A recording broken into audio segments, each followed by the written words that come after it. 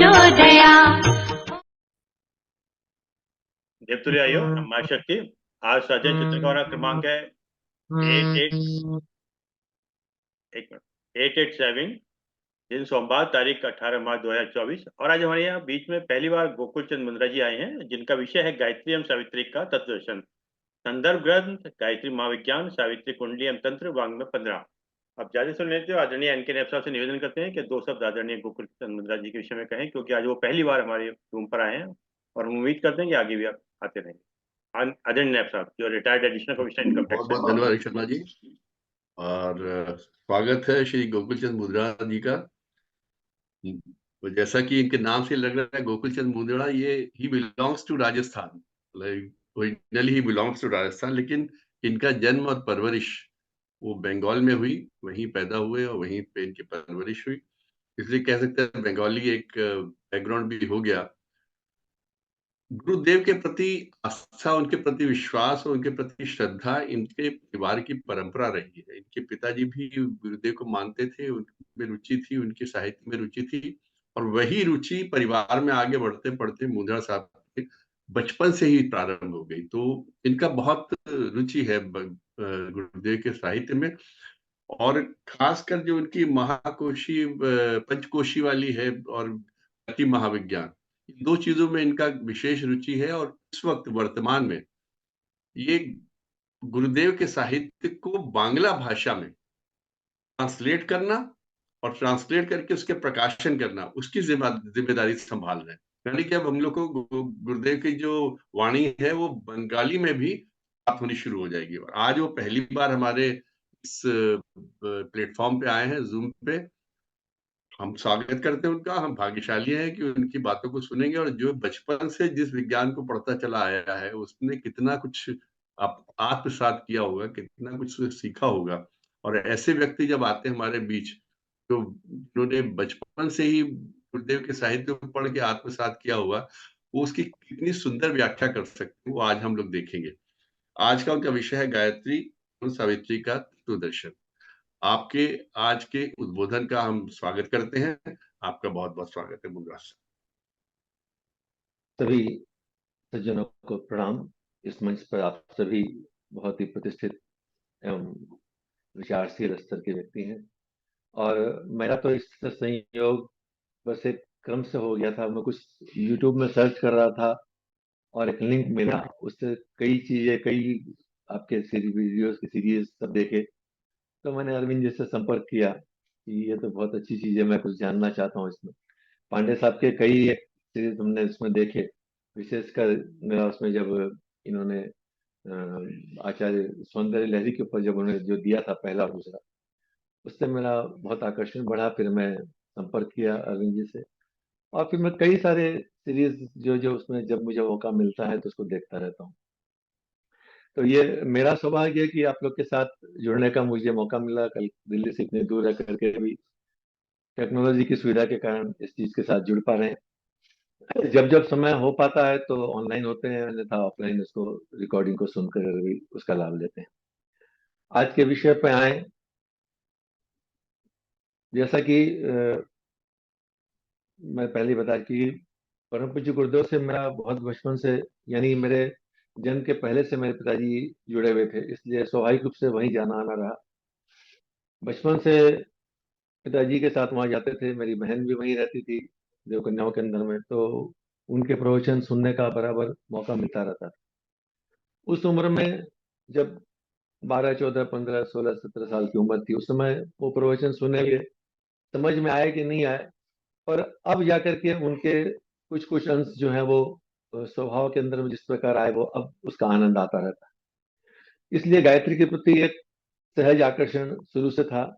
प्रारंभ में इतना ही था कि गायत्री का जप करना है, पिताजी ने कहा गायत्री का जप करना है, गायत्री का जप करते रहते थे, शांति मुझ गए। और उसके अलावा कुछ देखा नहीं, समझा नहीं, जानने की जरूरत भी नहीं महसूस हुई। गुरुदेव के पास जाने के बाद कुछ और महसूस आवश्यकता ही नहीं होती थी। हरिद्वार जाते थे पर शांति कुंज के बाहर जाने की आवश्यकता भी नहीं पड़ती थी, और उस समय मर्यादा भी इतनी थी कि कोई बाहर जाते नहीं। लेकिन जब उसके बाद में अपनी समझ से विकसित हुआ और स्वाध्याय का क्रम आरंभ हुआ, तो गायत्री के प्रति आकर्षण और बढ़ा। ये समझने का प्रयास किया कि ये चीज है क्या। जब उसको समझने गायत्री महाविज्ञान का अध्ययन शुरू किया, उस पर चिंतन किया, तो ये देखा कि वस्तुतः गायत्री उस प्राण शक्ति का नाम है जिससे कि पूरी पूरी सृष्टि की उत्पत्ति हुई।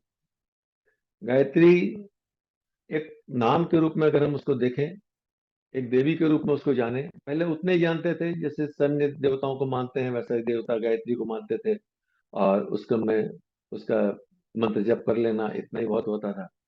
ये ऐसा लगता था अपने सुख दुख कष्ट में कोई देवी सत्ता सहयोग करती है, उतना काम करेंगे। लेकिन जब उसका विज्ञान की तरफ बढ़ने लगे तो लगा कि प्रकृति की सारी चीज उसके साथ जुड़ी हुई है।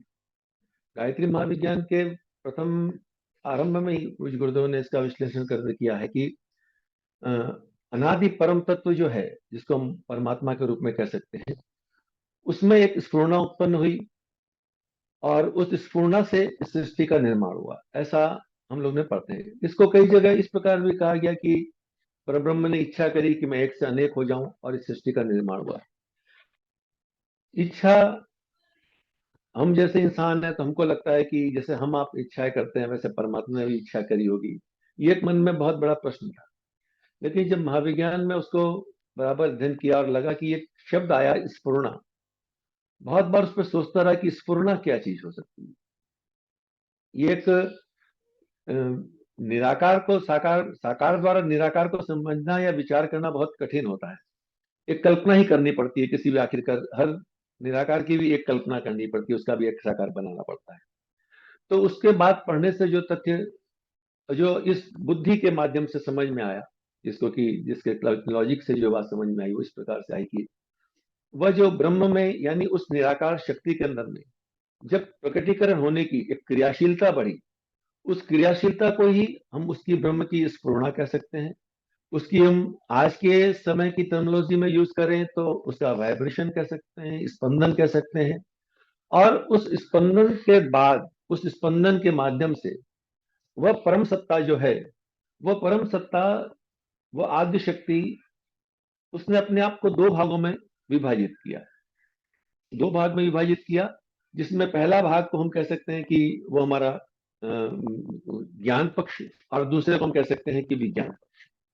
यानी एक हिस्से को हम ये कह सकते हैं कि वो चैतन्य शक्ति, परमात्मा की चैतन्य शक्ति, और दूसरा उसकी परमाणु शक्ति यानी उसकी भौतिक शक्ति। जितने भी पदार्थ हैं, उन पदार्थों को जब रिवर्स इंजीनियरिंग करेंगे, यानी पदार्थ, किसी भी पदार्थ के एकदम पार्टिकल को तोड़ते हैं, यहाँ तो लास्ट एटम है, एटम को भी तोड़ें, उसके न्यूक्लियस में एक स्पंदन, एक एनर्जी है, वाइब्रेशन ही केवल है। तो यानी जब रिवर्स इंजीनियरिंग करते हैं तो देखते हैं कि सब कुछ उस एनर्जी से पैदा हुआ। तो उस बात से बात समझ में आती है कि वह जो एक ऊर्जा थी, वह ऊर्जा इसमें बटी, एक उसका चैतन्य भाग हुआ जिसको ज्ञान पक्ष कह सकते हैं, और दूसरा उसका क्रिया पक्ष विज्ञान पक्ष हुआ जिसको परमाणु शक्ति भी कह सकते हैं। इन्हीं को हम गायत्री और सावित्री के रूप में भी समझ सकते हैं। यानी जो उसका ज्ञान पक्ष था, वो ज्ञान जो मनुष्य के अंदर में चेतना के रूप में, विचारणा के रूप में, मान्यता के रूप में, आकांक्षा के रूप में, वह ज्ञान मनुष्य के अंदर में निहित है, आज भी निहित है। परमात्मा ने उस ज्ञान को प्रकट किया, परमात्मा से ज्ञान प्रकट हुआ, और उसको क्रियान्वित करने की जो शक्ति आई वह उसकी भौतिक शक्ति हुई। यह इसका ज्ञान पक्ष हुआ, एक उसका विज्ञान पक्ष हुआ। ज्ञान पक्ष जो था, जिसको हम चेतना का पक्ष कह सकते हैं, वो आगे बढ़ करके तीन शक्ति धाराओं के रूप में विकसित हुआ, जिसको हम रिंग श्रिंग क्लिंग कह सकते हैं, जिसको कि हम ज्ञान पक्ष सत रज तम के रूप में समझ सकते हैं। यह गायत्री का ज्ञान पक्ष का हिस्सा था।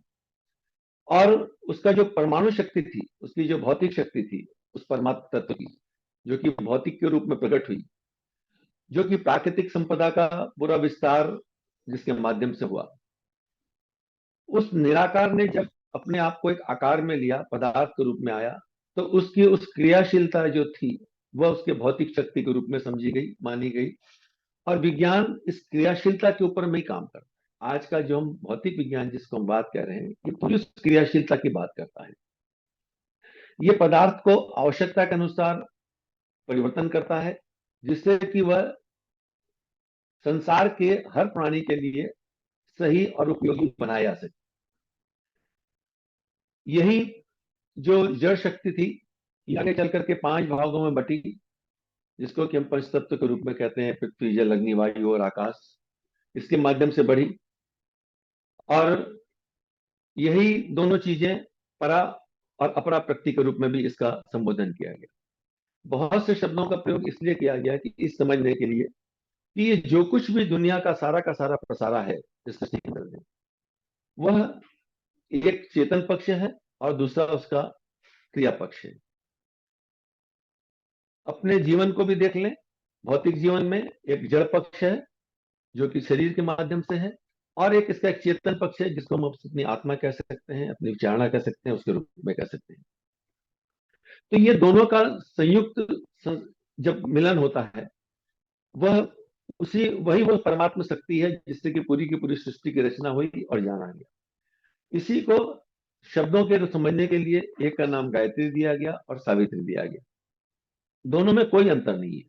जिस प्रकार अग्नि है, अग्नि के 2 लाभ होते हैं। जहां भी अग्नि होगी वहां रोशनी होगी और गर्मी होगी, ये 2 चीज होगी। अब ये दोनों चीजें अलग नहीं, भेद इनको अलग नहीं किया जा सकता। उसी प्रकार उस परमात्मा तत्व की 2 शक्तियां थी, उनको गायत्री और सावित्री का नाम दिया गया। जैसे एक सिक्के में एक हिस्सा हेड, एक हिस्सा टेल, और दोनों हिस्से एक दूसरे के साथ जुड़े होते हैं, एक दूसरे के पूरक होते हैं, वैसे ही गायत्री और सावित्री की एक दूसरे के पूरक रहे हैं।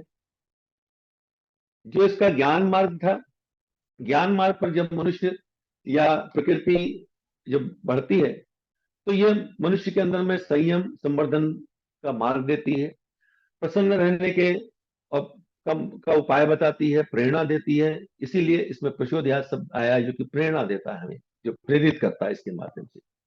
और ये प्रेरणा हमें आत्मा को परमात्मा तक पहुंचाने तक की प्रेरणा उसमें मिलती है। ये प्रेरणा अनंत की ओर जाने की और हमको प्रेरणा करती रहती है, जीवन लक्ष्य की पूर्णता की ओर बढ़ने के लिए हमें प्रेरित करती है।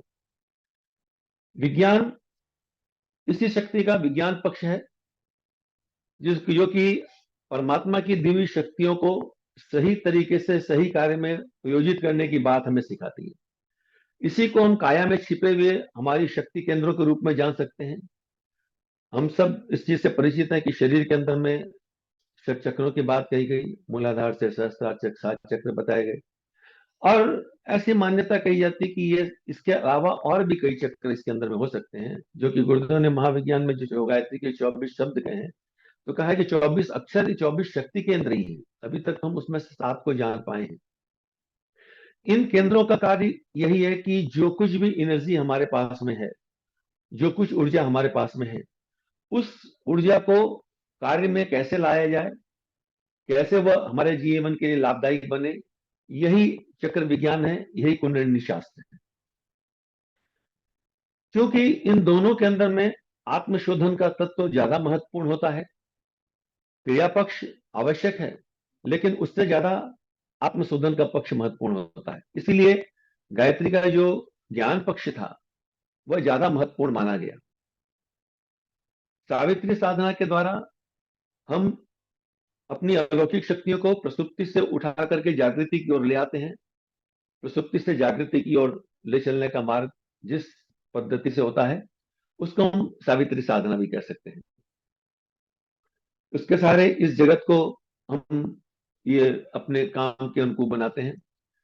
समझने के लिए इसको हम गायत्री के 2 चित्रों के माध्यम से भी समझ सकते हैं। आप में से कोई भी जब शांति कुंज कभी गए होंगे या 1900 पुराने गायत्री के चित्र देखते होंगे, तो गायत्री का एक चित्र मिलता है जो एक मुखी चित्र होता है। उसमें एक मुख है, गायत्री के 2 हाथ है, एक में कमंडल है, एक में माला है, वेद है, और वो गायत्री जो है वो हंस वाहिनी, हंस के ऊपर में बैठी हुई। उसी समय गायत्री का एक और प्रचलित चित्र मिलता है, जो इसमें की गायत्री के 5 मुख बताए गए हैं, पंचमुखी गायत्री है, और वो पंचमुखी गायत्री जो वो कमल के फूल के ऊपर में बैठी हुई है। सृष्टि में जब ज्ञान ऋषियों ने पाया, जब इतना विज्ञान नहीं था, कागज नहीं थे, पर पेन नहीं थी, कॉपियां नहीं थी, तो पुस्तक प्रतिमाओं के माध्यम से, चित्रों के माध्यम से उस विज्ञान को बताने का प्रयास किया जाता था। कागज नहीं थे तो पत्थरों पर लिखा जाता था। हर प्रतिमाएं अपने में एक विशेष अर्थ को ली हुई है, जो कि बताती है कि ये चीज क्या है। तो गायत्री के जो दो हाथ थे, एक के अंदर में कमंडल और एक में माला जो था, ये ज्ञान और कर्म का प्रतीक था। और गायत्री का जो पांच मुखी वाला चित्र है, जो कई देवताओं को हम लोग के पांच मुखी चित्र मिलते हैं, पांच मुखी हनुमान जी, पंचमुखी शंकर जी, कई पंचमुखी मिलते हैं। ये हमारे इन पंचकोशों को दिखाता है, पंच तत्वों की ओर प्रेरणा ले जाता है। इसके ये हमारे शरीर के उन चक्रों की ओर ले जाता है, और इसीलिए उनमें जो चक्र के स्थान है वे कमल के फूल के रूप में बताए गए। कमल के फूल के रूप में मैं समझता हूँ शायद इसलिए बताया गया होगा कि कमल की जब सूर्य की किरणें कमल के ऊपर में पड़ती हैं तो कमल खिलता है, प्रस्फुटित होता है। यानी जब ज्ञान की किरणें हमारे शक्ति केंद्रों पे पड़ती हैं तो उनकी पंखुड़ियां खुलना, मतलब उसके अंदर की जो शक्तियां हैं उन शक्तियों को प्रस्फुटित होना, विकसित होना और हमारे और आपके लिए उपयोगी बनना, ये पद्म फूल के कमल के खिलने का एक अर्थ लिया जा सकता है। उसमें 5-10 भुजाएं बताई गई हैं। ये उसमें कुछ आध्यात्मिक, कुछ भौतिक, एक और भी विषय है उसका। उन 10 भुजाओं का अपना अपना अर्थ है, उसको लिया जाता है। तो ये दोनों ही चित्रों का जो अर्थ है वो गायत्री और सावित्री के रूप में लिया गया। बाद में आजकल जो चित्र ज्यादा प्रचलन में है उसमें गायत्री कमल के फूल पे भी बैठी है और पद्मासन भी है, वो हंसवाहिनी भी है। दोनों चित्र अभी अभी जो चित्र मिलते हैं उसमें दोनों की चीजें आती हैं। यानी कि दोनों की सम्मिलित साधना को पूज्य गुरुदेव ने ब्रह्मवर्चस्व की साधना कहा कि दोनों मिलकर सम्मिलित हैं, एक दूसरे के पूरक हैं। अलग अलग लोग न चलें, इसलिए एक सा चित्र बनाया गया ताकि उसके साथ में लेकर के चल सके। इस सावित्री साधना, गायत्री साधना जो है वो आरंभ में हम ये कह सकते हैं कि हर व्यक्ति के लिए आवश्यक है, क्योंकि बिना ज्ञान के दूसरा कोई भी कर्म नहीं हो सकता। किसी भी कार्य को करने के लिए ज्ञान की आवश्यकता होती है, ज्ञान के बिना कर्म का होना संभव नहीं हो सकता। इसीलिए गायत्री का महत्व इतना बताया गया कि बिना गायत्री के अगला काम नहीं हो सकता। और सावित्री साधना का महत्व यह है कि जानने के बाद उसके उच्च स्तरीय साधनों को प्रयोग में लाने के लिए, उच्च स्तरीय उसके लाभ प्राप्त करने के लिए इसके गायत्री की सावित्री साधना का वर्णन किया गया, जिसमें मूलतः दो साधनाएं आती हैं, एक पंचकोश की साधना और एक षटचक्रों की साधना। षटचक्रों की साधना ज्यादा प्रचलन में इसलिए रही कि उपनिषदों में इसका काफी विस्तार से वर्णन आया, और ये कैसे की जाए इसका भी वर्णन दिया गया। इसके बीज मंत्र भी दिए गए, इसके वर्ण भी बताए गए, इसके साथ में क्रिया पद्धति भी आई। तो इसलिए इस पर करना, चूंकि ये भौतिक था, आदमी की भौतिक आवश्यकताएं आदमी को पहले ही जरूरत होती हैं, आध्यात्मिक आवश्यकताएं वो उसकी तरफ वो बाद में चलता है। पहले हर व्यक्ति भौतिकता की ओर चलता है, इसलिए षट चक्रों के ऊपर में ज्यादा विवरण चला, ज्यादा जानकारी मिली और उसका लोगों ने ज्यादा लाभ उठाया। पंचकोशों का बहुत ज्यादा वर्णन नहीं आता है। उपनिषदों में जहां भी वर्णन आया उस वर्णन में पंचकोशों का वर्णन आया। जैसे हम तैत्तिरीय उपनिषद की भी बात करें, जिसमें यही बात आई कि उन्होंने तप करके समझा कि अन्न ही ब्रह्म है, फिर समझा प्राण ही ब्रह्म है, मन ही ब्रह्म है, इस प्रकार से समझे। लेकिन उन पंचकोशों को कैसे परिष्कृत किया जाए, इसका कोई एक क्रिया स्वरूप अभी तक बहुत ज्यादा नहीं आया। गायत्री महाविज्ञान में परम पूज्य गुरुदेव ने उसके तीसरे खंड में पंचकोश साधना का क्या क्रिया योग भी दिया है कि हर कोष को जागरण के लिए हम किस किस टूल्स को यूज कर सकते हैं। पंचकोश हमारे हैं, अन्नमय कोश, उसके लिए आसन प्राणायाम, उपवास, तत्व आसन, तत्व शुद्धि, तपश्चर्या, ये 4 बातें बताई गई। प्राणमय कोश के लिए प्राणायाम, बंद और मुद्राओं का प्रयोग बताया गया। मनोमय कोश के लिए जप, ध्यान, त्राटक, तन्मात्रा, इन 4 उपायों की बात बताई गई। विज्ञानमय कोश के लिए सोहम साधना, आत्मानुभूति योग, ग्रंथि भेदन और स्वर संयम, इनकी बात बताई गई। और आनंदमय कोश के लिए नाद बिंदु कला साधना और तुरीयावस्था की बात बताई गई। एक कंप्लीट पैकेज गुरुदेव ने उसके माध्यम में दिया, जिसको कि हम गायत्री साधना कहें चाहे सावित्री साधना करें, दोनों का युग्म है। ये कंफ्यूजन न रहे इसलिए बात इसको कही कि दोनों एक दूसरे से जुड़े हुए हैं। और क्रमशः इस पर अगर काम किया जाए तो निश्चित रूप से वे सारी उपलब्धियां हम आपको मिल सकती हैं जो कि शास्त्र के अंदर में लिखी गई हैं, जो किताबों में लिखी गई हैं। गुरुदेव ने इतना लिखा है उसके अंदर में कि अगर कोई व्यक्ति 2 घंटे प्रतिदिन उसके ऊपर में दे तो 10 सालों में अपने पांचों कोषों का वो अनावरण कर सकता है, उनको शुद्ध कर सकता है, उनको परिष्कृत कर सकता है और उसका लाभ ले सकता है। कोषों को या चक्रों को सिद्ध करने का अर्थ इतना है कि यह जो बात इसमें लिखी गई है ये हमने प्रमाणित कर ली, अपने जीवन में भी करके देखी। जैसे ज्योमेट्री के अंदर में हम लोग पढ़ते हैं, बहुत से थ्योरम आते हैं, कहा जाता है इसको सिद्ध करो।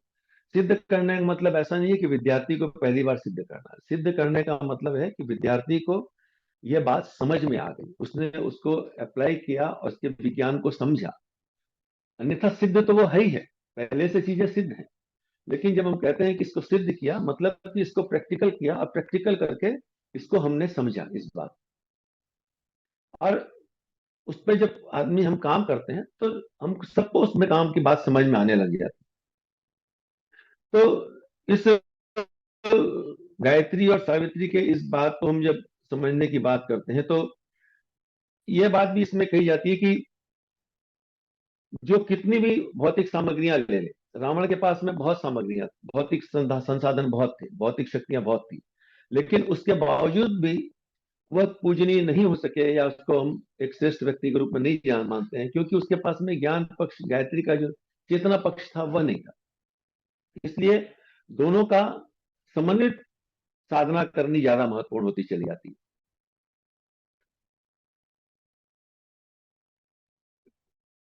गायत्री साधना के माध्यम से ये पराविज्ञान का भी साइंस है और इसके अंदर में मन, बुद्धि, चित्त, अहंकार, ये चारों के ऊपर में काम करता है। गायत्री महाविज्ञान के प्रथम खंड में गायत्री साधना का उद्देश्य एक लेख है, बहुत महत्वपूर्ण लेख है, और उस लेख में गुरुदेव ने इसको लिखा है कि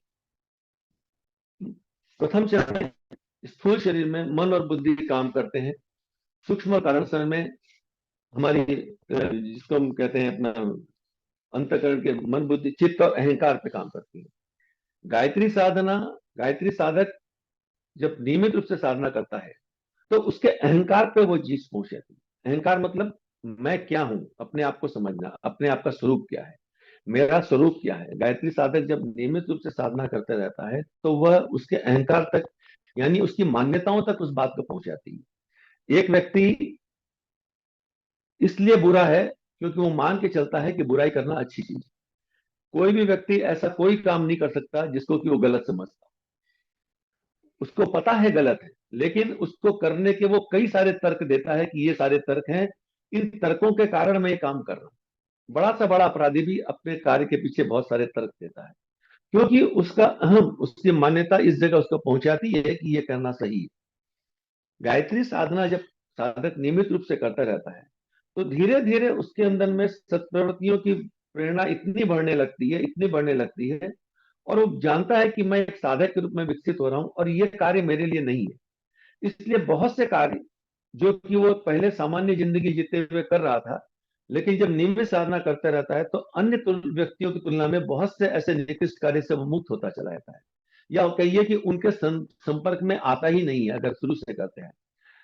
मिशन से जुड़े लाखों व्यक्ति हैं, बहुतों के जीवन के परिचय आता है, लोगों ने कहा कि गायत्री साधना से जुड़ने के बाद हमारे जीवन में ये परिवर्तन आया, ये परिवर्तन आया, ये किया। और जो आरंभ से करते चले गए उनको कई बार वैसे बुरे संगतियों में जाने का अवसर भी आया तो उधर गए नहीं, सहज रूप से बचते चले गए।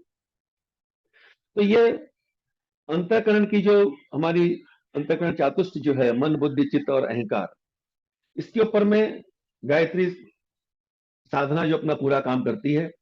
और सावित्री साधना अपरा शक्ति का काम की गई। इसके अंदर में व्यक्तित्व और वर्चस्व की, प्रखरता की समस्त संभावनाएं इसके अंदर में रहती हैं।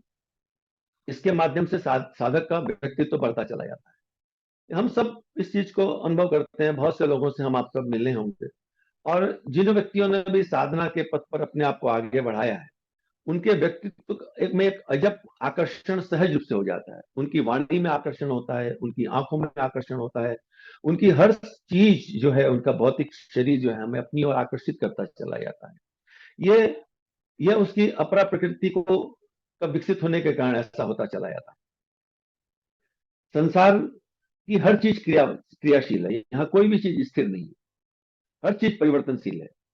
और इस परिवर्तनशीलता का जो क्रम है, इसी को हम सावित्री साधना, परमात्मा मूल रूप से निराकार था, निराकार रूप में था, लेकिन जब क्रियाशीलता बढ़ी तो साकार रूप में आया और उसका दृश्य जगत में हमारे सामने आया।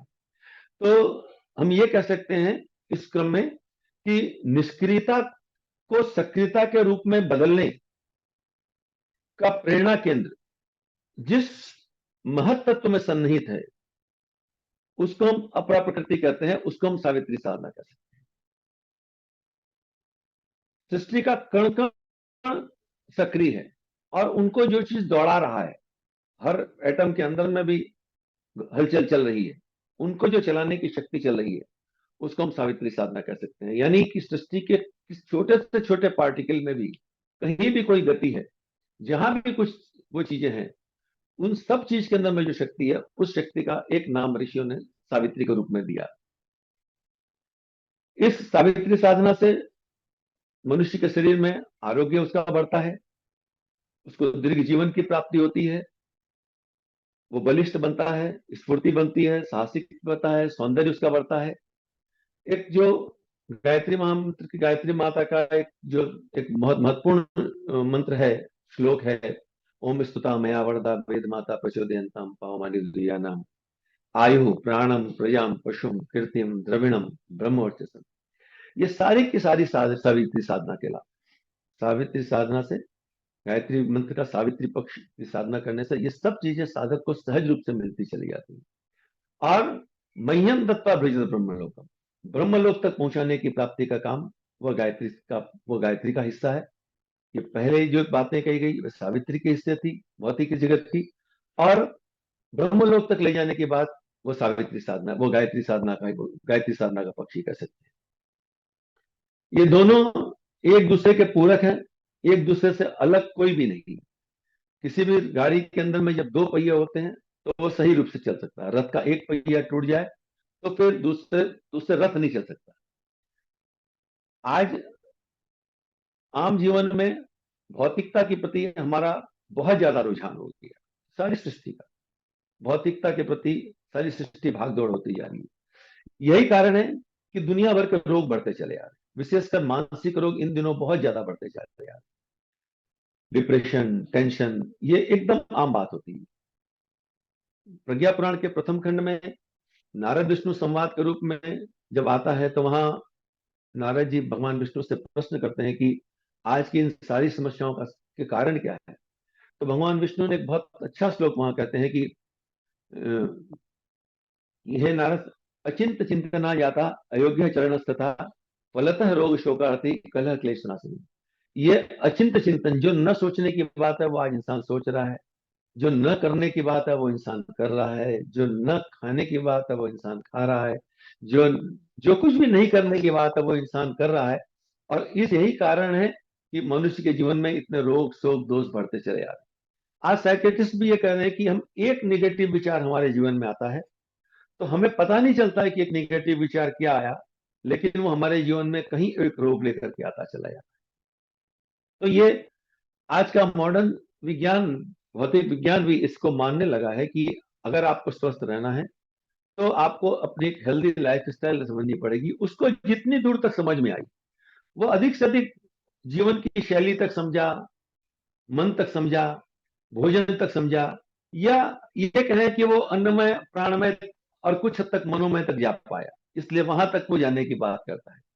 विज्ञानमय और आनंदमय तक की उसकी पहुंच, उस विज्ञान की उसने अपनी बनाई ही नहीं। वह शोध कर रहा है, अभी तक उसकी बनी नहीं। जिस दिन बनेगी वह उस दिन वहां तक भी पहुंचेगा। लेकिन अब जिस प्रकार से क्रम चल पड़ रहा है, जिस प्रकार की यार मेडिकल साइंस भी हर व्यक्ति को कहता है कि आप अपने जीवन क्रम में इस परिवर्तन लाइए, लाइफ स्टाइल ठीक करिए, अपनी हैबिट्स ठीक करिए, तो ये बता रहा है कि ये आपको बता रहा है कि आपको अपने जीवन के अंदर में अब उस दिशा में भी आत्मनिर्भर की दिशा में भी हमको आगे बढ़ना पड़ेगा। तो ये आत्मशक्ति को गायत्री और वस्तु शक्ति को सावित्री को कह सकते हैं। और इन दोनों के समन्वित क्रियाकलाप से हम अपने जीवन को श्रेष्ठ और ज्यादा उपयोगी बनाते चल सकते हैं।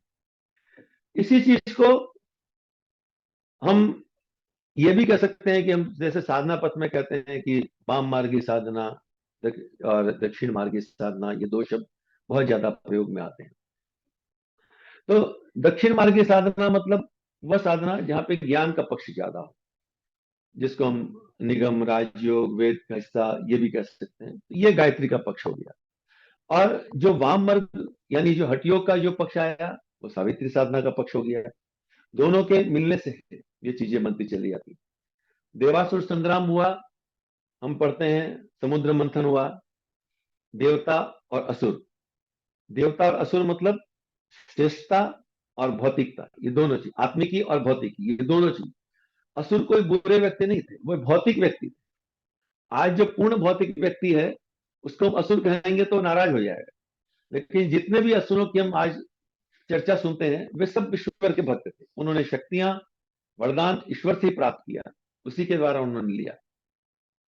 तो वस्तुतः ऋषियों का समझाने का तरीका था। आज की टर्मिनोलॉजी में हम कहेंगे तो हम ये कह सकते हैं कि आत्मिकी और भौतिकी, ऋषियों ने उसको देवता और असुर के रूप में चित्रण किया। और इन दोनों के साथ मिलने से ही समुद्र मंथन हो सकता, अन्यथा असुरों को लेने की भौतिक शक्ति ना हो तो भी नहीं हो सकता, और अगर आत्मिक शक्ति नहीं हो तो भी नहीं होगा, ज्ञान मार्ग ना हो तो भी नहीं होगा, और क्रिया पक्ष नहीं होगा तो भी नहीं हो पाएगा। दोनों चीजें चाहिए।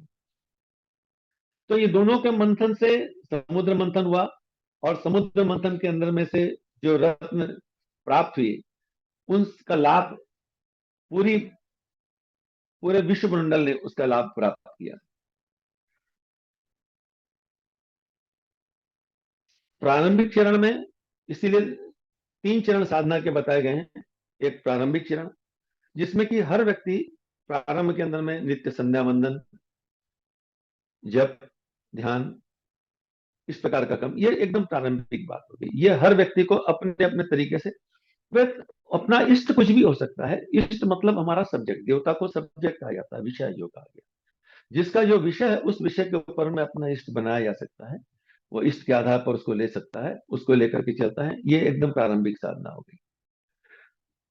मध्य स्तर की साधना जो हो गई, उसके अंदर में कुछ अनुष्ठान पर साधनाएं होती हैं। जैसे कि हम नवरात्रि के साधना करते हैं, 9 दिन के अनुष्ठान करते हैं, 40 दिन के अनुष्ठान करते हैं, साल साल भर के संकल्प लिए जाते हैं।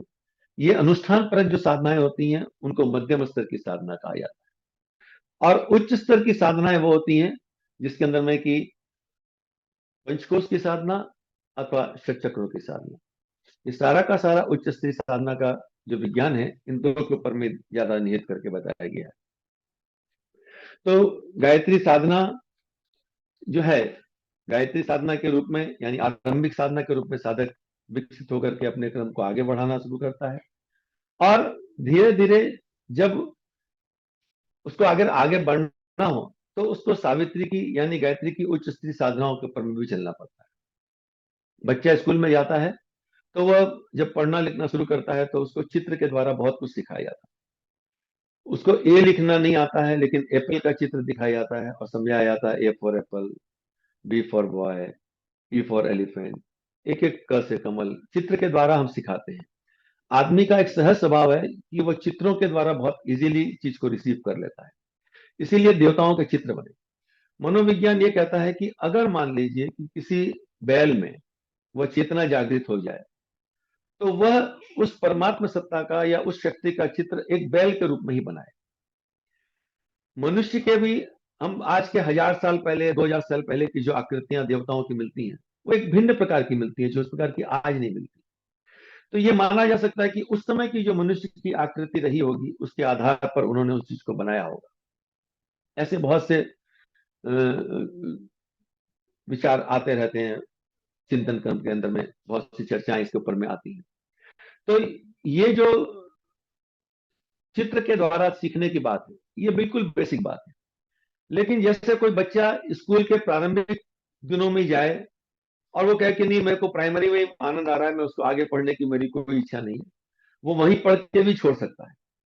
लेकिन जब वो उससे आगे बढ़ता है तो चित्रों को छोड़ देता है।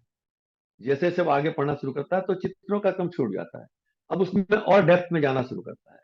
यानी जब वो मिडिल स्कूल में जाता है, मान लीजिए +2 पढ़ता है या ग्रेजुएशन तक करता है, तो उसको हम एक आज के साधना पथ में कह सकते हैं वो मध्य स्तर की साधना है। यानी एक संकल्प के साथ में एक अनुष्ठान करना, मैं ये काम करूंगा ही, इतने दिनों तक मैं ये काम करूंगा, ताकि इस करने के बाद मैं ये पता चले कि इससे मुझे लाभ हुई है कि नहीं।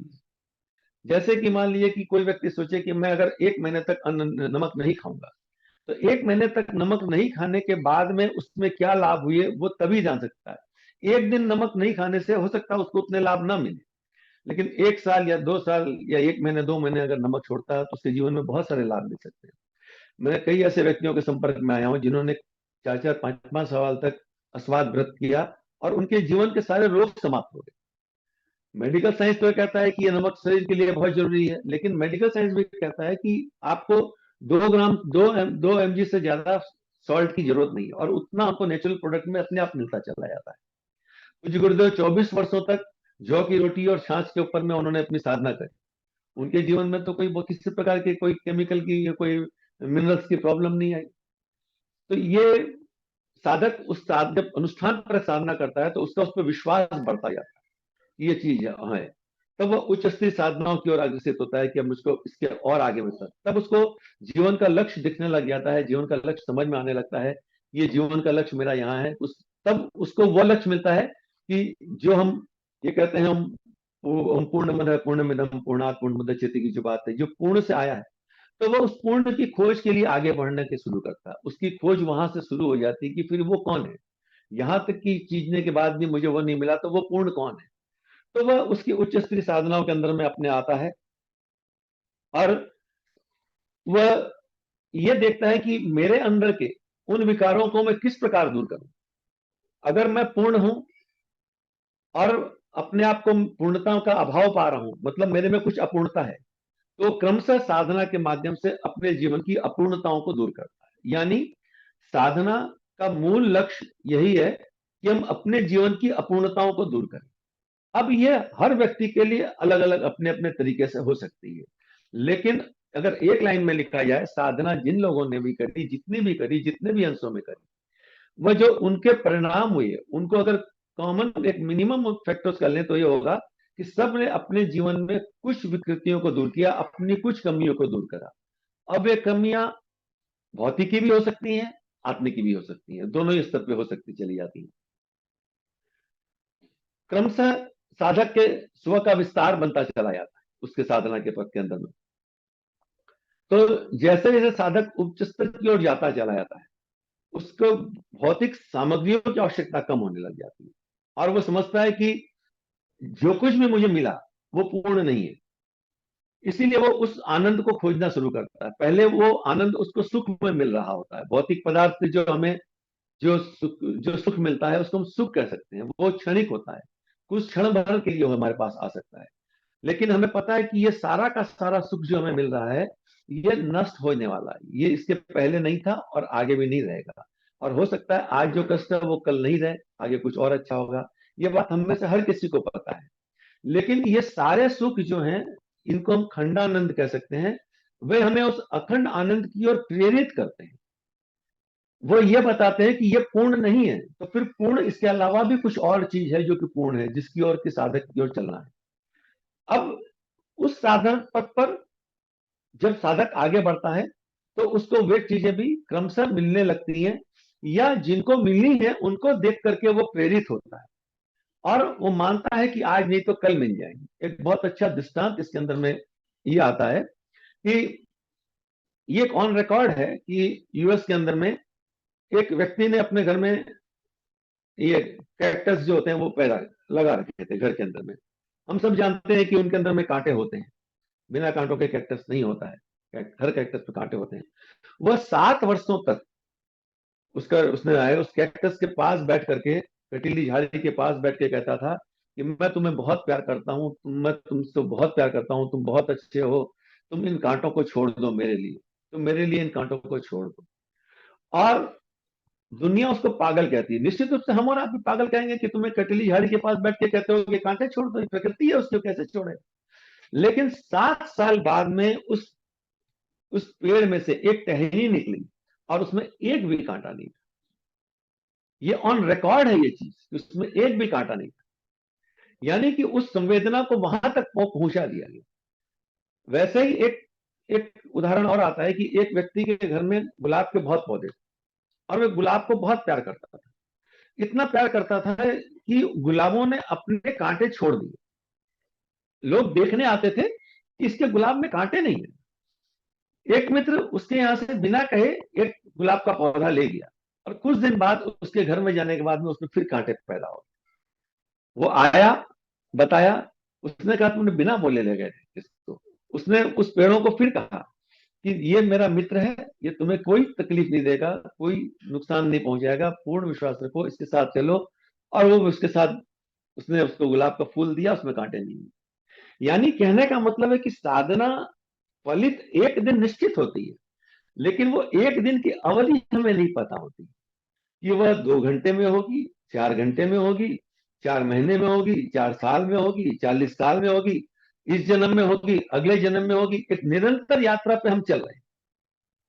लेकिन साधना के विज्ञान को समझने से उस पर हमारी आस्था बढ़ती रहती है, उस पर हमारा विश्वास बढ़ता रहता है। और वह जब विश्वास बढ़ता है तो वह हमें उस पथ पर और आगे ले जाता है। साधना पथ पर शंका सबसे बड़ा अवरोध। साधना में कभी भी शंका हो जाए किसी भी जगह पर तो वो फलित नहीं हो सकती। इस विज्ञान को समझने से लाभ यह होता है कि साधना पर हमारा विश्वास बढ़ता चला जाता है। ये जो पूरी सिस्टम इस प्रकार है, इसमें ये सारी प्रकृति जो बनी है, जिस क्रियाशीलता से बनी है, जिस विज्ञान से, जिस शक्ति से बनी है, हमको उस तरफ जाना है। क्योंकि दिखने में चीज जो बाहर आती है वही दिखती है, जो दिखती है उसी के प्रति आकर्षण होता है। सामान्य व्यक्ति का आकर्षण उतनी दूर तक होता है और होना भी चाहिए, कोई बड़ी बात नहीं है। लेकिन बात उनके लिए कही जा रही है जो कि पीएचडी लेवल के हो चुके हैं, जिनको कि उस दिशा में चलने का शौक है, बढ़ने का शौक है। उनके लिए यह है कि यह शक्तियां हमको उस आनंदमय तक पहुंचाने की बात करती है, वो हमें मूलाधार से सहस्त्रार की ओर ले जाने की बात करती है। पूरा विज्ञान है, विज्ञान के बाहर ये कोई चीज नहीं है। आज तक ये विज्ञान के रूप में हमारे पास बहुत ज्यादा नहीं आया। सिद्धांत के रूप में था, शास्त्र के रूप में था, पर विज्ञान के रूप में नहीं था। उस सिद्धांत, उस विज्ञान को बहुत कम लोग समझ सके थे। पर अब जब विज्ञान के रूप से प्रमाणित हो गया है तो आशा है कि आने वाले दिनों में आने वाली जो पीढ़ियां हैं ये इसका ज्यादा लाभ ले पाएंगी। इसीलिए धर्म और विज्ञान के समन्वय की आवश्यकता पड़ी। गुरुदेव ने अपना सारा जीवन धर्म और विज्ञान के समन्वय पर लगाया। ब्रह्मचर्य शोध संस्थान में इन सारी चीजों पर काम किया कि किस प्रकार ये चीजें काम होती हैं, किस प्रकार यज्ञ काम करता है, किस प्रकार मंत्र विज्ञान काम करते हैं, ये कैसे काम करते हैं, उसको फिजिकल लैब के ऊपर में उस बात को समझाने का प्रयास किया गया। और जब ये बात आई तो फिर हर व्यक्ति उसको समझ सकते हैं। और इसका कारण है कि हम, आप किसी भी संस्था के शीर्ष पहुंचे हुए लोगों पर जाके देख लीजिए, वहां अनपढ़ कोई नहीं मिलता। जिस भी संस्थाओं में मैं गया उनके शीर्ष पर पढ़ने वाला व्यक्ति, कोई डॉक्टर, कोई इंजीनियर, कोई चार्टर्ड अकाउंटेंट, कोई हाईली एजुकेटेड, किसी किसी जगह के लोग मिले। क्यों? कि उस विज्ञान को समझने की शक्ति वहां तक उनमें पैदा हुई।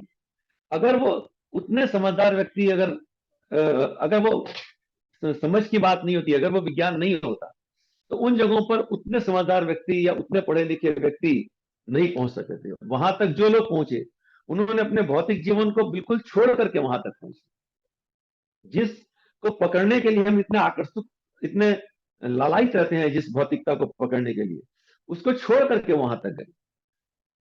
तो आइंस्टीन की वो बात यहां जाकर के प्रमाणित हो जाती है कि spiritual science begins where physical science ends.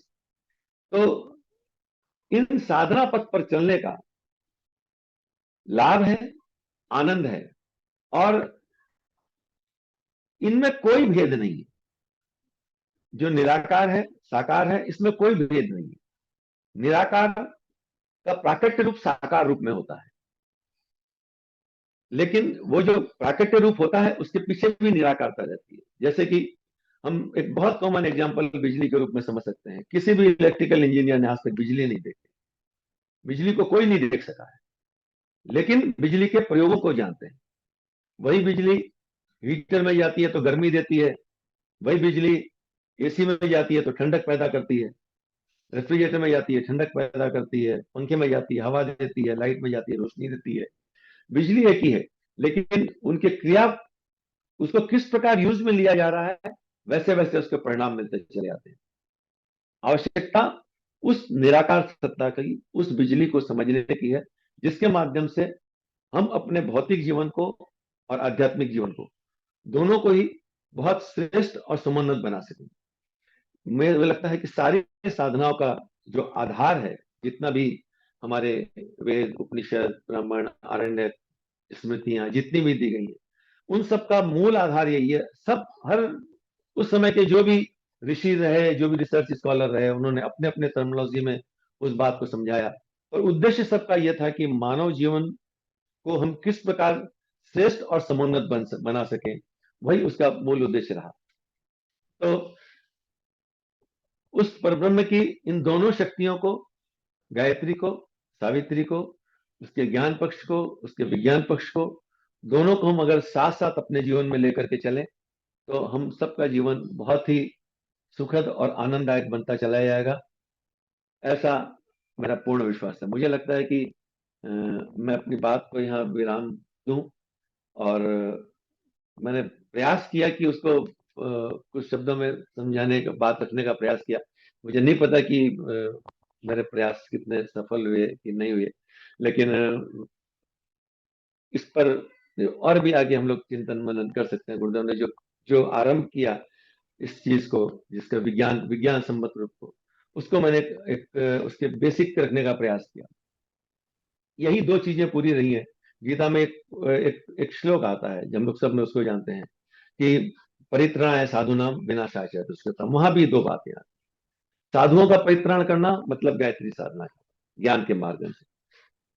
बुराइयों को नष्ट करना यानी सावित्री, वहां पे क्रिया शक्ति आएगी, वहां सावित्री साधना का प्रयोग करना। यानी इन दोनों का संबंध हम हर जगह उसको खोज करके उसका अर्थ उससे अपने हिसाब से निकाल सकते हैं, और जैसे हमको समझ में आए वैसे उसका लाभ ले सकते हैं।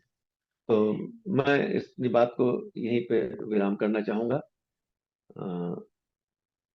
धन्यवाद आदरणीय गोकुल चंद मुद्रा जी, आपने बहुत अच्छे तरीके से आज हमको गायत्री और सावित्री के प्रति जानकारी दी। अब मैं, सभी लोग अनम्यूट हैं, एन के साहब तो फिर बाद में देंगे, उससे पहले हम पांडे साहब से निवेदन करते हैं कि थोड़ा सा प्रकाश डालें, क्योंकि पांडे साहब बड़े अच्छे तरीके से हमारे बोल रहे थे। आनंद पांडे साहब फिर बाद में हमारे बोले।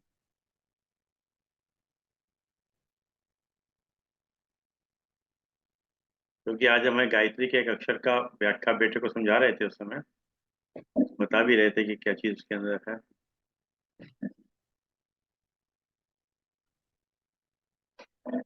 अरविंद जी क्या आदेश? कुछ नहीं हो, आप बाद में नैब साहब बोलेंगे, पहले आप थोड़ा सा हमको। नहीं, आज नैब साहब बोलेंगे, बाद में कह देता हूँ अपनी बात में कह देता हूँ। सर पांडे जी से करवा दीजिए, मैंने नहीं नहीं, में आप तो बोल बोलेंगे, दिया। आपको बोलना ही बोलना है, आपको तो आपके बगैर आपको होना तो ही। बोलना ही है। हाँ, आपको तो बहुत समेटना वाचालू है। मैं। तो श्री अरविंद शर्मा जी का आभार कि मुंदड़ा जी जैसे विद्वान को आज लाए। एक वाक्य में कहूं तो बहुत आनंद आया, बहुत आनंद आया। मैं साधक नहीं हूं, लेकिन मुंदड़ा जी जैसे वक्ता को सुन के लगता है कि किसी आज साधक, ऐसे साधक ने वक्तव्य दिया है जो साधना में बहुत आगे है। मैं तो केवल शास्त्रीय ज्ञान के बारे में जरूर कुछ न कुछ बात कह सकता हूं। बहुत अच्छा लगा, एक नया विचार मेरे लिए, क्योंकि मैं गुरुदेव के शास्त्रों में बहुत ज्यादा पारंगत नहीं हूं। केवल वेद और उपनिषद के मूल ग्रंथों का ही अवलोकन करके अपनी बात कहता हूं। बिल्कुल बहुत अच्छी बात कही गायत्री और सावित्री के बारे में। गायत्री के बारे में तो कहते ही हैं, ज्ञान प्राणांतरायते, इसलिए गायत्री कही जाती है। मैं तो संस्कृत का आदमी हूं। प्राण की बात कही, और सावित्री के बारे में एक बात मैं जरूर कहूंगा, बहुत ही अच्छी बात इन्होंने कही, ज्ञान विज्ञान की बात कही, चैतन्य भौतिक शक्ति की बात कही और षट चक्र पंचकोश की बात भी कही। मुद्रा साहब ने बहुत ही अच्छी तरह से बातों को समझाया कि 1 मिनट के लिए भी ऐसा ध्यान नहीं हटा कि कोई भी ऐसी बात कही हो जो जानने लायक ना हो। बहुत अच्छी बातें इन्होंने कही। बात बहुत अच्छी कही, जैसे कि स्फुरना की बात कही। तो मैं नासदी सूक्त में कहता ही हूं बार बार कि स्वधा था और सतो बंधुम असति निर्विंदन। सत जो व्यक्त था वो अव्यक्त असत था, जो असत जो व्यक्त अव्यक्त था वो व्यक्त के रूप में हो गया। गायत्री और सावित्री के बारे में आ गया। सविता के बारे में सब जानते हैं हम संस्कृत के आदमी कि स्नोति उत्पादयति इति सकलम जगत इति सविता। जो सारे संसार का उत्पादन करता है इसलिए सविता है, उसकी शक्ति सावित्री है। मुझे एक बात यहां पर ये याद आई मुद्रा साहब कि अथर्ववेद में एक मंत्र है, 14वें कांड के दूसरे सूक्त का 71वां मंत्र है। वहां पर बड़ी अच्छी बात कही, इसलिए जुड़ती है बात कि वहां पर देवता है सावित्री, सूर्या सावित्री, वो ऋषि है सूर्या सावित्री, और देवता है आत्मा, जो बात आप कहना चाहते हैं। वहां पर ये लिखा अहो अमोहम अस्मि सात्वम, अहम अहम अमह अस्मि, मैं अम हूं और वही तुम हो। सावित्री के बारे में, आत्मा के बारे में कहा। वह अम का अर्थ कहा प्राण शक्ति, आनंद, प्रेम, ज्ञान देने वाली बात जो है वो आत्मा। अमोहम आत्मा, अमोहम सात्वम, मैं अम हूं वही तुम हो, आत्मा के बारे में कहा। और सावित्री वहां पर जो ऋषि है, आत्मा वहां देवता है। तो आपकी बात बहुत ही अच्छी लगी, बहुत ही ज्ञानवर्धक थी।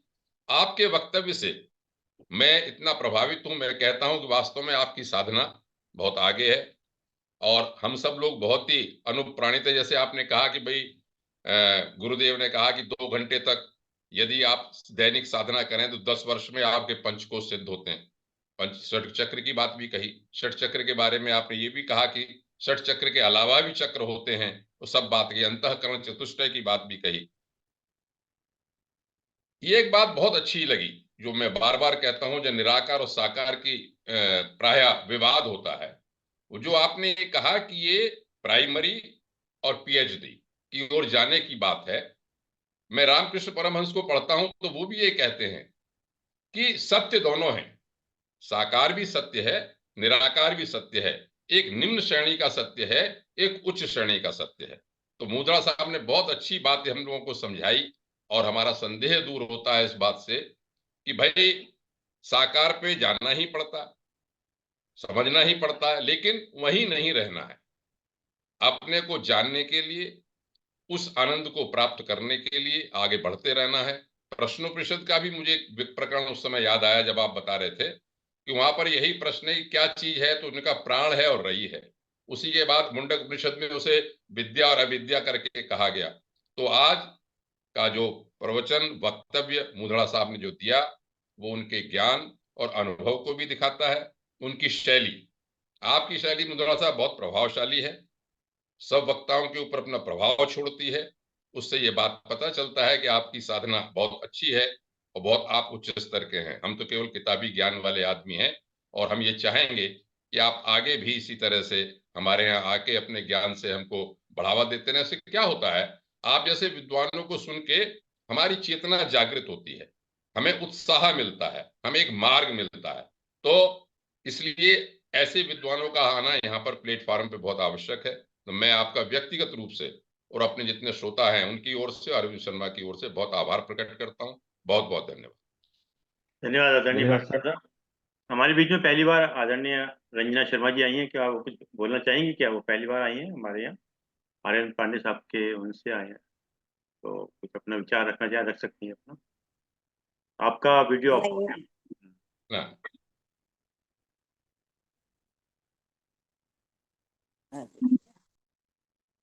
साउंड बंद हो गई वीडियो। हाँ नहीं, वीडियो तो चल रहा है मेरा। हाँ, नमस्कार। नमस्कार, स्वागत है आपका। बहुत बहुत धन्यवाद हमको ज्वाइन कराने के लिए, पांडे साहब जी का भी और आपका भी शर्मा जी। हृदय से आभार प्रकट करती हूँ मैं अपना। और एक चीज और उनसे जानना चाहूंगी कि साधना का तरीका क्या होता है। गायत्री में जो आप बहुत प्रकार साधक समझ में आ रहे हैं, तो कुछ हम लोग को भी साधना का तरीका बताएं तो बेहतर होगा। हाँ जी। अच्छा, जी, साधना का तरीका कोई एक नहीं हो सकता है। जो कहा कि अपूर्णता से पूर्णता की ओर यात्रा ही साधना है, तो जी अपने अपने हिसाब से हर कोई समझ ले। हाँ, ये बात है कि आरंभ में ईश्वर के पास बैठना, उसके बाद उसके साथ आत्मीय संबंध बनाना, जी ठीक है। और फिर उसके गुणों को अपने अंदर में धारण कर। कोई भी इष्ट हो, हम जिसको भी इष्ट मान लें। एक छोटा सा एग्जांपल बताऊं। मान लीजिए कि भगवान शंकर हमारे इष्ट हैं। शंकर के हजारों गुण हैं शिव के। एक छोटा सा गुण उसमें से ले सकते हैं कि उस पूरे सृष्टि का जहर उन्होंने अपने गले में डाला, यानी अपने पेट में भी नहीं डाला और बाहर भी नहीं डाला। और हमारी स्थिति ये होती है कि कोई अगर अपनी एक बात कह दे तो हम उसको पूरी दुनिया में फैलाते चले जाते, यानी उस जहर को हम दुनिया में फैलाते चले जाते। तो ईश्वर के जिस कोई भी साधना का आधार यही है कि ईश्वर के साथ सायुज्यता इतनी बनाना कि उसके गुण हमारे अंदर में प्रकट होने लगे।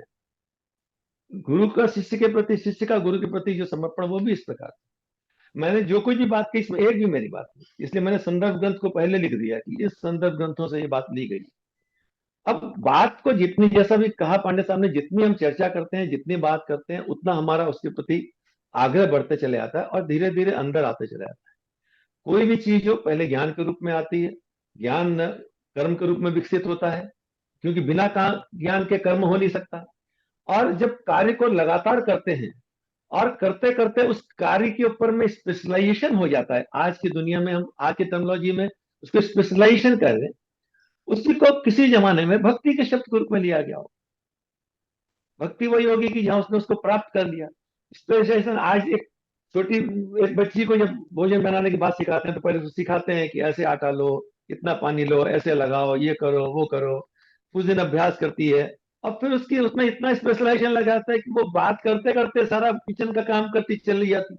यानी उसकी भक्ति उस रसोई घर में इतनी प्रगाढ़ हो गई, ऐसा भी कहा जा सकता है आज की टेक्नोलॉजी में। तो साधना यही है, जहां भी हमारा इष्ट हो, कोई भी अलग नहीं होता।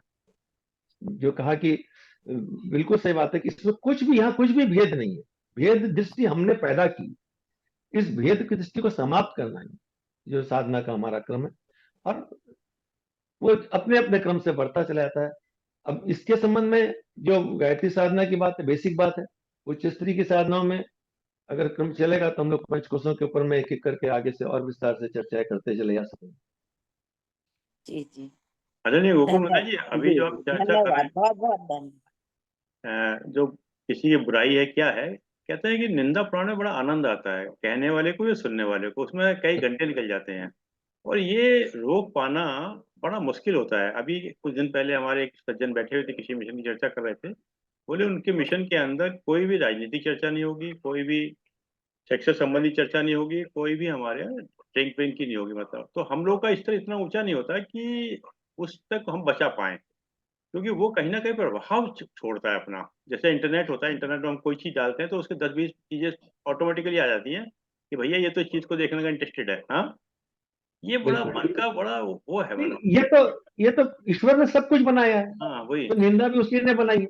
हम्म। अब यही साधना की बात है। मैंने इसको जब अपने ऊपर में, जब हम सब इससे प्रभावित हैं, मैंने उसका एक फार्मूला अपने समझ से ये निकाला कि जैसे हम एंटीबायोटिक लेते हैं तो डॉक्टर कहता है सुबह एंटासिड पहले ले लो और उसके बाद में लोगों तो गैस नहीं बनेगी। तो किसी की निंदा करने भी आ जाए तो पहले या बाद में उसके दो चार गुणों की व्याख्या जरूर कर देनी चाहिए कि ये उस व्यक्ति में 10 बुराई हो, पर भाई एक अच्छाई तो जरूर थी। कम से कम इतना तो कर सकते हैं ना कि, या मान लीजिए कि मुझको आपकी निंदा, किसी के पास आपकी आलोचना करनी है, तो पहले मैं 2 अच्छी बात कह दूं और फिर उसको कहूं, या कहने के बाद में उस 2 अच्छी बातें कह दूं, तो उसका इम्पैक्ट कम हो जाएगा। इतना तो हो ही सकता नहीं बिल्कुल सही बात है, पेंडी लेते रहे मतलब खाने। है। नहीं बिल्कुल सही बात है। वैसे कहीं ना देखिए, कहते हैं ना every man is volume if you know how to read him. हर आदमी कोई ना कोई अच्छाई तो होती है मतलब।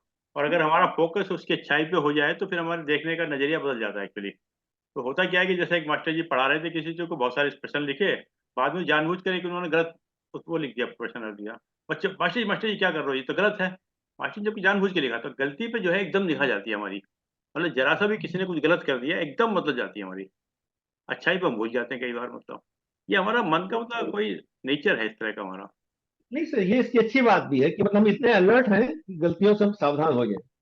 अच्छा है कि एक आपने चर्चा की तो एक दृष्टांत गुरुदेव का याद आ गया हम्म। कि एक साधक ने मुझे बताया कि गुरुदेव के पास बैठे थे और उन्होंने कहा, बेटा तू किसी के पास जाता है तो पहले उसकी प्रशंसा किया कर, उसके बाद कोई दूसरी बात किया कर। तो उसमें किसी ने कहा कि मैं उसको जानता ही नहीं हूं तो क्या प्रशंसा करूंगा। और प्रशंसा करना चापलूसी जैसा भी तो लगता है ना, ऐसा भी तो हो सकता है कि मैं क्या जानता ही नहीं हूँ क्या प्रशंसा करूं। तो गुरुदेव ने एक कितना प्रैक्टिकल एक छोटा सा उदाहरण उसको उनको कहा, बोले बेटा तू उसके पास जा रहा है तो उसको नहीं जानता, तो इतना तो कह सकता है कि भाई साहब आपका कुर्ता बहुत बढ़िया लग रहा है। कि आप उसके घर में गए तो आप उसके घर में कोई तो एक अच्छी चीज निकाल ले कि ये आपकी पेंटिंग बहुत अच्छी है, ये रंग बहुत अच्छा है, ये अच्छा है, उसके बाद तो अपनी बात कर। यानी वो इतने प्रैक्टिकल सूत्र देते थे कि कहीं तो एक अच्छाई मिल ही जाएगी, तो उसको खोजना के काम शुरू कर। सही बात। देवेश साहब कुछ सोच रहे हैं, कुछ बोलने के लिए, कुछ नहीं? हाँ, आनंद की बातें हैं, सब सब बिल्कुल प्रैक्टिकल चीजें हैं। ये छोटी छोटी चीजें अपने जीवन में उतारी, सब एक एक करके उतारते रहते। बुराइयां बुराइयां अपनी देखिए और अच्छाइयां दूसरों की देखिए। बस एक ये जीवन में प्रिंसिपल थे। आज सुबह भी हमारे दोस्तों में यही बात हो रही थी, यही मैंने बात दोहराई। मैं कहा अपनी बुराइयां देखिए और दूसरों की अच्छाइयां देखिए, आप महामानव बन जाओगे बस। वही एक रास्ता है। और सबसे बड़ी बात इन्होंने आज बोली है कि सब साधनाओं का मूल आधार ये है कि मानव जीवन को किस तरह से श्रेष्ठ बनाया जाए। बस शुद्धि करते जाइए, आप चार दोष अवगुण दूर करते जाइए, बस आनंद में हो जाइए, वही मानव बन जाता है। शुद्धि शुद्धि शुद्धि, मनसा कर्मा वाचा से शुद्धि करते जाओ बस। चाहे आप उसको किसी भाषा में बोलिए, किसी टर्मिनोलॉजी में बोल दीजिए, बस ये है। शेखी साहब कोई नोट्स बनाए हो तो बताइए, क्या बनाए आपने? शेखी साहब हमारे नोट बनाते हैं नोट सारे सारे इतनी बढ़िया उन्होंने नहीं, बताया अब जैसे। शेखी साहब भी बनाते हैं हमारे। हाँ जी, हाँ जी। सर सर कोई नोट्स नहीं बनाए, हम्म, मतलब ध्यान से सुन रहा था इनकी बातों को। हम्म, आनंद मतलब साधक है, मतलब कि प्रैक्टिकल जिंदगी अपनी जी है इन्होंने, तो उसका एक्सपीरियंस बता रहे थे। अच्छा लगा, बहुत अच्छा लगा। नोट्स बनाने की जरूरत ही नहीं है, सुनने की बात है, सुन के धारण करने वाली बात है। जितना ज्यादा सुन लेंगे और धारण करेंगे तो अपने आप को सुधार लेंगे हम भी। बहुत बढ़िया इन्होंने विचार प्रकट किए सर। चलिए, नायब साहब से पहले अब भी इतनी अब छोटी सी बात जो इन्होंने कही है, बात मशहूर है ये, कि इस बात को देखना चाहिए। आइंस्टाइन ने जो कहा, spiritual spiritual science begins where the material science physical science ends. मतलब वो आध्यात्मिकता की तरफ है, और ये शुरू हो जाता है भौतिकता की तरफ। बस दोनों दोनों अलग चीजें। इन्होंने गायत्री और सावित्री को दोनों ऐसा बांट दिया इन्होंने। बड़ा एक इंटरेस्टिंग इन्होंने एक इसका विश्लेषण किया है। और ये इन्होंने तो कहा भी, जो मैंने अपनी अपनी तरफ से कुछ नहीं कहा, जो गुरुदेव ने ग्रंथों में कहा बिल्कुल वैसा ही होगा। लेकिन बड़ा अच्छा, बहुत अच्छा विश्लेषण है। सिंपल विश्लेषण समझ लिया जाए, बात तो सारी वही है। बात घूम घुमा के सारे ब्रह्म की आ जाती है, आनंद की आ जाती है। लेकिन बात वही आ जाती है, चाहे आप पंचकोश चाहे जागृत करिए, लेकिन दोषों को तो दूर करना ही पड़ेगा ना, अपने दोषों को तो दूर करना ही पड़ेगा। ठीक बात है। तो नायब साहब बहुत पहले भी बहुत भी आनंद में चौधरी साहब हमारे कुछ बोलना चाहेंगे। इनका वक्तव्य सुना। बड़े दिनों की इच्छा थी, सबकी इच्छा थी, आपकी भी इच्छा, हम लोगों की भी इच्छा थी। कोई ये पल भर क्षण भर में आते थे और लगता था भाई, कहते भी जैसे कहा है, प्रखर चेहरे से पता चल जाता है, वाणी से पता चल जाता है कि ये विशेष व्यक्ति विशेष है। तो सब में मेरा ख्याल एक तृष्णा थी इनका वक्तव्य सुनने की। और आज तृष्णा पूरी हुई है। पांडे जी ने भी इनको कहा, इनके मन में भी विचार है पे आगे जाएंगे, इनको भी अच्छा लगेगा, क्योंकि ज्ञान तो जितना बांटा जाए वो उतना ही बढ़ता है। इनको भी आनंद आएगा, बांटने में बहुत आनंद आता है। जिसकी सदात्मा होती है, हम्म, उनका बांटने में बहुत आनंद आता है, देने में बहुत आनंद आता है, लेने में आनंद नहीं आता। इनको भी आज बहुत आनंद आएगा, ये आज अनुभव करेंगे कि इसको आज आज बहुत आनंद आया, बाकी दिनों से ज्यादा आनंद आया है इनको। हम्म।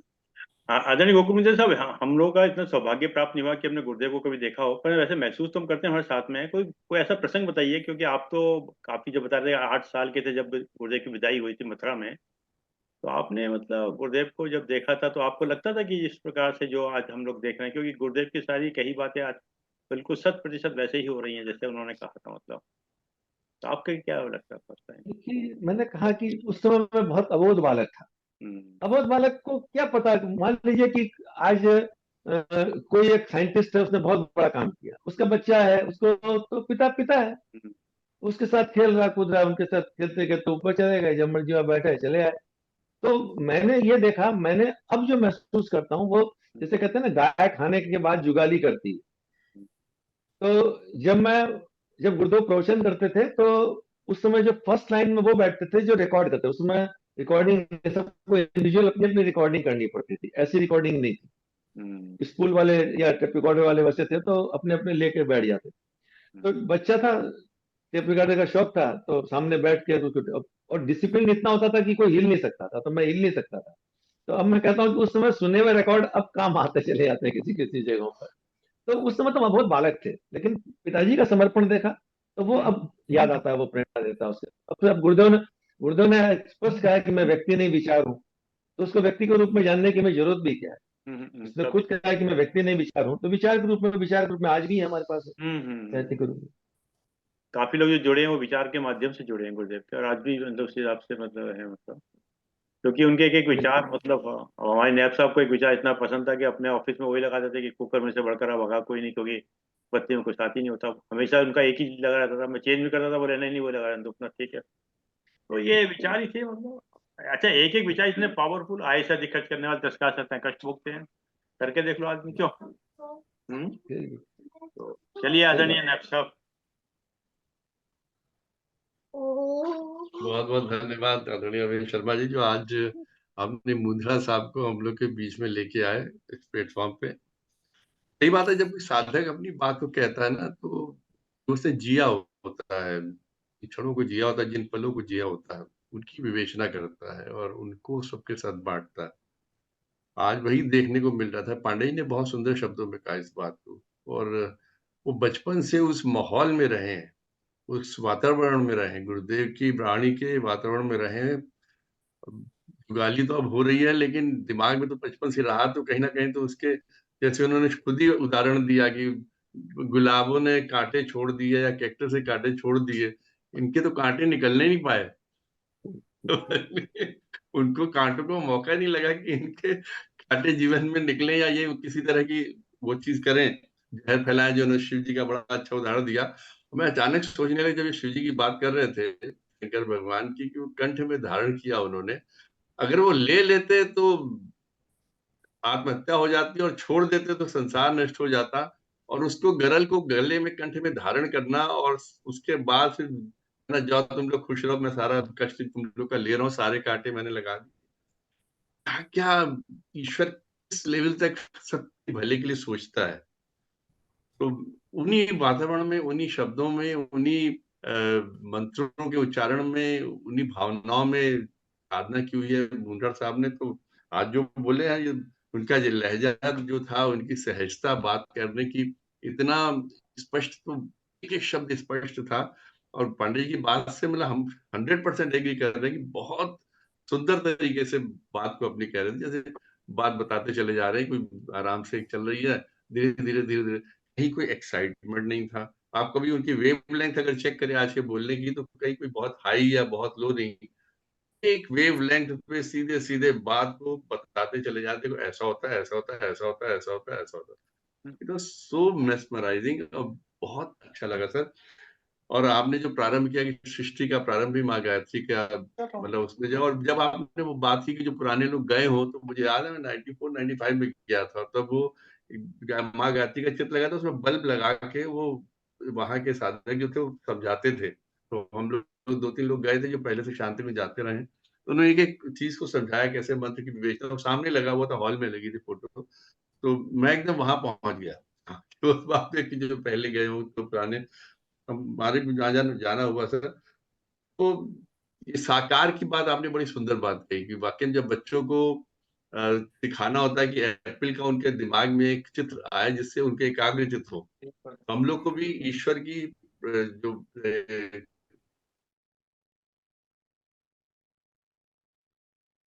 आपकी बातों से लगा कि हम लोग अभी भी साधना के प्रारंभिक चरण में, हम लोग के तो नहीं, एटलीस्ट मैं तो हूँ ही, तभी भी चित्र के बिना।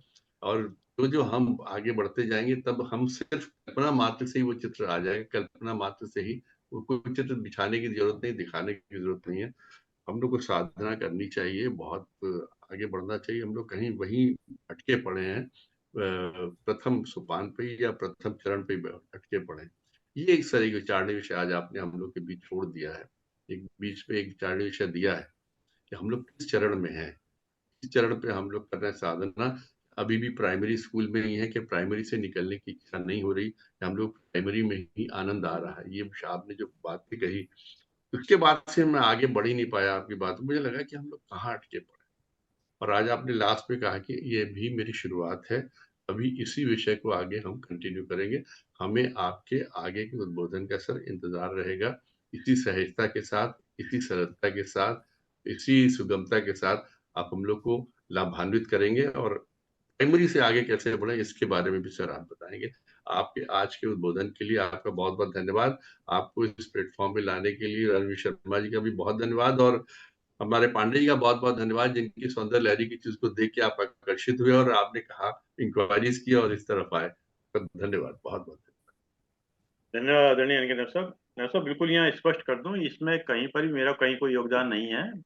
और ये तो गोकुल मुंद्रा जी जानते हैं कि ये सारा गुरुदेव की सत्ता ही काम करा रही है। मतलब अगर भाई रोजाना 6 to 7 का समय निकालना और वो कोई काम ना होना, काम होते हुए भी इसकी प्रायोरिटी देना, ये आसान काम नहीं है। मतलब मैंने देखा कई बार सर, जब ईश्वरीय शक्तियों को अपने काम कराने होते हैं ना, तो वो टूटती हैं, वो अपने आप निमित्त बना लेती कि किसके माध्यम से। उन्होंने क्या इंटरनेट पे देखा, पांडे जी का उसमें आ गया। यही मेरा व्याख्यान आया होता तो कहते यार ये तो ऐसे बोल रहे हैं, छोड़ो प्लेटफॉर्म को। पांडे जी का व्याख्यान सुना, उनका नहीं, कुछ अच्छी बात सुनाई जा रही है, एक स्तर है उसका, उनकी बातें सुन के चलते हो, सही रास्ता उनका पकड़ा। ये भी ईश्वरीय स्तर पे नहीं। दूसरी बात ऐसा नहीं है नायब साहब, जब आपके होते हैं बोलते हैं तो लोग 500-500 लोग देखते हैं, ऐसा बात नहीं है आपका भी। मतलब चाहे रात में देखते हो चाहे सुबह को देखते हैं, देखते तो है ही। मतलब बहरहाल ऐसा नहीं है कि मतलब क्योंकि जब आप बोलते हैं तो दिल से बोलते हैं ना, तो दिल से बोलने वाले बड़े बड़े मुश्किल से मिलते हैं ऐसे लोग। कहने का यही मतलब सर कि कुछ निमित्त बनाते हैं, बस ईश्वर बस निमित्त बस बनाते हैं। उन्होंने किस चीज को निमित्त बनाया, चलिए ये उनका काम है सर, हमारा बस काम नहीं है, ये बस सृष्टि बस। का काम है। तो धन्यवाद आदरणीय गोकुल मुंद्रा साहब, आपने समय दिया, और रूम के लोगों का विशेष रूप से धन्यवाद कि आपने समय दिया। और जैसा कि एक विचार के साथ और 3 बार ओम के साथ अपनी बात को समाप्त करते हैं। आज के विचार में जो आदरणीय गोकुल मुंद्रा साहब ने गायत्री और सावित्री कहा, तो अब इसे अगर सावित्री गायत्री का ऐसा ही विचार है, पहले कौन सा लगाना बाद में कौन सा लगाना, देखते हैं इसको। काफी अकेला हूं, काफी अकेला हूं या अकेला काफी हूं, काफी अकेला हूं या अकेला काफी हूं, दोनों वाक्यों में एक ही शब्द है। क्या वाह, काफी अकेला हूं या अकेला काफी हूं, दोनों वाक्यों में एक ही शब्द है, केवल क्रम बदला है। बहुत अच्छा, क्या बात है। बहुत सुंदर। केवल क्रम ही बदला है, किंतु निहित भावार्थ पूरा बदल गया, किंतु निहित भावार्थ पूरा बदल गया। यही अंतर है हमारे नकारात्मक और सकारात्मक नजरिए का। यही अंतर है बहुत ही हमारे सुंदर। नकारात्मक और सकारात्मक नजरिए का। वाह, क्या बात है। सकारात्मक सोच अक्सर जीवन जीने का तरीका ही बदल देती है। सकारात्मक सोच अक्सर जीवन जीने बदलती है। जैसे अभी कांटों के विषय में कहा, उसने कांटे से उठते वो हो गया, मतलब तो वो सोच थी ना ऊपर, तभी तो उसने सोच ने कहा ना। हाँ, तो यहाँ सोच का बड़ा ही महत्वपूर्ण है। चलिए सर, देखिए साहब क्या करें। वाह वाह वाह वाह, बहुत सुंदर, सोच पे ही है सर बहुत सारी। सुंदर। चलिए सर, यही थी हम क्या करें।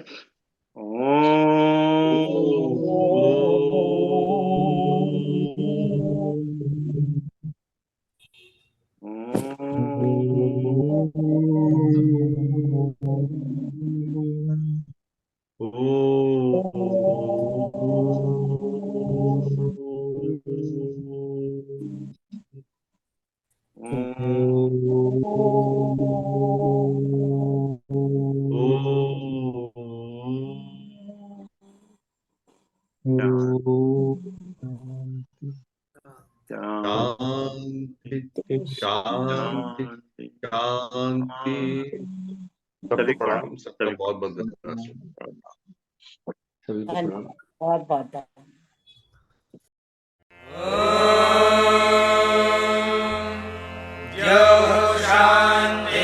शान्तिरन्तरिक्षं शान्तिः पृथिवी शान्तिः